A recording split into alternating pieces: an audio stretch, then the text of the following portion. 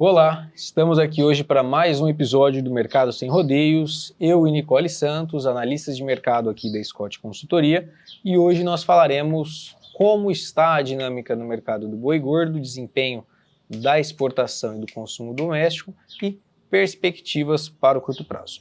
Bom, vamos lá, Nicole, vamos começar a conversar aqui a respeito. Como que foi o desempenho agora no mês de outubro e como que está o desempenho em termos de preço no mercado do boi gordo nesse comecinho de novembro? Bom, então em setembro a gente viu aí um aumento nos preços do mercado do boi gordo aqui em São Paulo de 18%.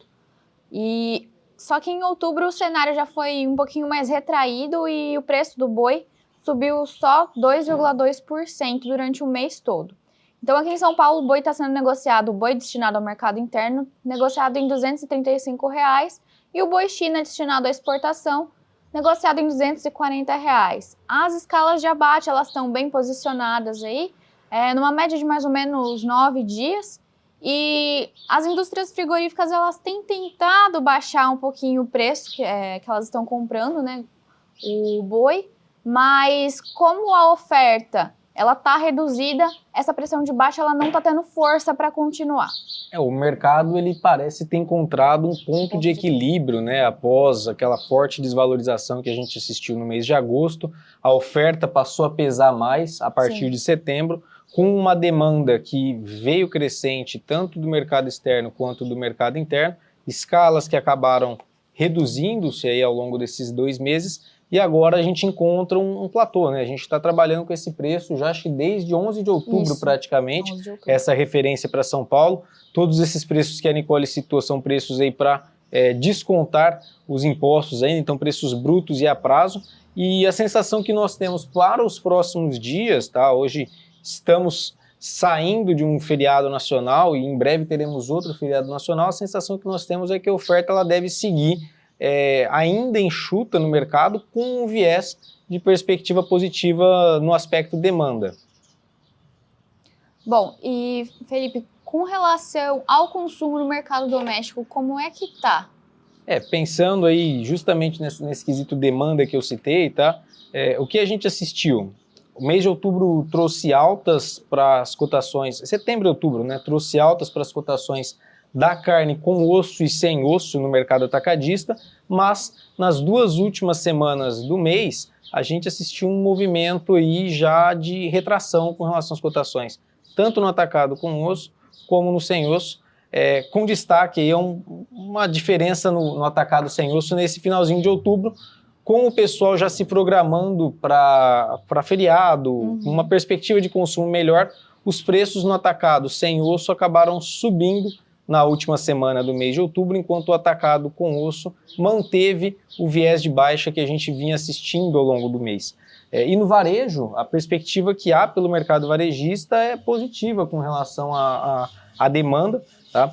Nós estamos assistindo agora as contratações temporárias acontecendo no mercado nacional para atender já o final do ano, né? A sazonalidade aí, com relação a aumento de geração de emprego temporário, ela é natural no mercado. A entrada de 13º salário agora no mês de novembro também, tudo isso manteve os preços no varejo, tanto em Minas, São Paulo e no Paraná, com alta no final do mês, nessa virada do mês, e a exceção foi no Rio de Janeiro, que registrou uma leve queda com relação aos preços médios dos cortes no mercado varejista. Mas a nossa percepção é que o cenário deve ser de estabilidade a alta com relação às cotações no varejo de carne bovina, puxado pelo mercado interno, né? E aí no aspecto exportação a gente vê um ritmo interessante agora em outubro, né? Isso mesmo. Outubro de 2023 teve um bom desempenho aí com relação ao volume de carne bovina in natura exportado, sendo o segundo melhor mês de outubro dentre os meses de outubro, né? Perdendo aí apenas para outubro de 2022.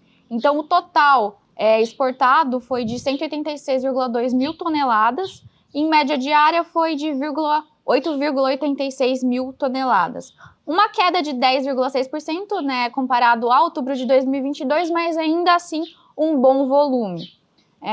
O preço pago por tonelada foi de 4,59 mil, uma queda de 21% com relação a outubro de 22. Sendo então o volume exportado um bom volume, mas o que está pegando aí é o preço, que é um dos menores, né, dos últimos anos, dos últimos meses. Esse tem sido o grande dilema da exportação esse ano, e no segundo semestre nós já tínhamos a percepção de que os volumes seriam interessantes. Desde junho desse ano de 23, os volumes exportados mês a mês estão crescentes. Sazonalmente, há essa demanda mais firme pela carne bovina brasileira, principalmente pelo nosso principal comprador, que é a China, agora entre os meses de setembro e outubro. E é claro, nós estamos com uma retração no comparativo anual, no acumulado de 2023, e também quando a gente pega para analisar essas bases de médias mensais, mas a gente tem que levar em consideração que o ano de 2022 foi o melhor ano em termos de volume, de desempenho de modo geral, para a exportação de carne bovina nacional. Então, até o momento, mesmo com essa retração em termos de volume, a gente está acompanhando o segundo melhor ano da nossa história em termos de exportação, mas com um preço pago pela tonelada bem apertado. O que também reflete no preço no mercado interno, né? Esse preço mais baixo da carne exportada. Exatamente, até porque você tem aí um volume exportado menor, um abate maior nessa temporada, aumenta a disponibilidade interna e os preços no varejo acabaram, ao longo do ano, sofrendo um viés de queda, o que pode ser favorável nesse final de ano, nesse derradeiro do ano, para consumo interno, né? E só para fechar a questão exportação, o Departamento de Agricultura dos Estados Unidos divulgou agora no mês de outubro um relatório apontando, um novo relatório, né? Ele já havia divulgado em abril ali as perspectivas para esse ano de 23 e 2024, um relatório apontando o viés de expectativa tanto para a importação de carne bovina pela China quanto da exportação brasileira para o próximo ano. Para 2023, o departamento ele está em linha com o que nós estamos assistindo, ele está apontando aí para uma retração de 5% no volume total embarcado pelo Brasil em 2023, é o que nós temos assistido até o momento em termos de volume, com relação a 2022, exato. E quando a gente olha para 2024, o departamento já aponta para um crescimento das nossas exportações.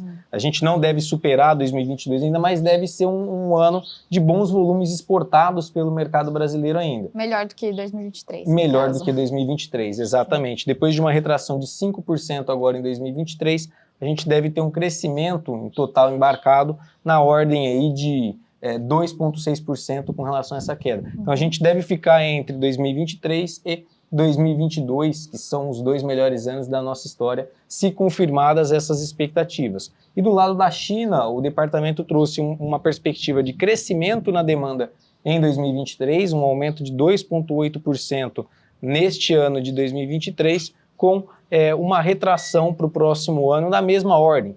Então, o mercado chinês deve comprar bons volumes ainda no próximo ano. Um ano compensando o outro, basicamente, com relação a volume. China deve comprar na casa de 3,5 a 3,6 milhões de toneladas de equivalente carcaça em 2024. São bons volumes, boas perspectivas, principalmente para o mercado brasileiro, e aí fica o ponto de atenção com relação à abertura de outros mercados no aspecto exportação. Com certeza.